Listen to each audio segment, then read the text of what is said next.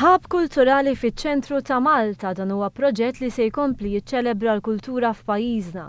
Proġett li għalih se tinħareġ sejħa l-espressjoni ta' interess fil-ġimgħat illi ġejjin. Kien ilu jinħass il-bżonn kif hemm f'pajjiżi oħra illi jkun hemm venue illi jkun jista' jilqaġu fih numru ta' dixxiplini artistiċi. Hemmhekk jingħataw mhux biss l-ispazju biex huma jmexxu d-dixxiplina tagħhom, imma jingħataw ukoll għajnuna teknika u strateġika. Waqt konferenza tal-aħbarijiet fil-Kavallier ta' San Ġagbu tnediet ir-rabetizzjoni tal-kompetizzjoni tal-fotografija tad-DIY li din is-sena se ssir b'differenza. Għal 10 xhur sħaħ rebbieħ jew rebbieħa se jieħdu premju ta' 100 euro. Dan minflok ma jitqassam premju wieħed ta' 10,000 euro lil persuna waħda. L-ewwel premju se jingħata fl-aħħar ta' frar. José Herrera sostna li l-fotografija hija parti essenzjali mill-kultura.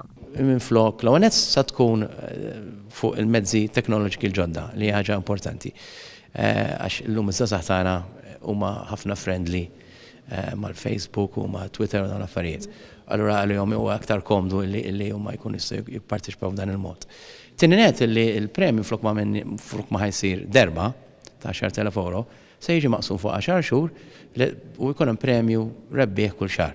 Il-fotografija hija waħda mid-dixxiplin li se jingħataw importanza fil-ħabb kulturali fiċ-ċentru ta' Malta.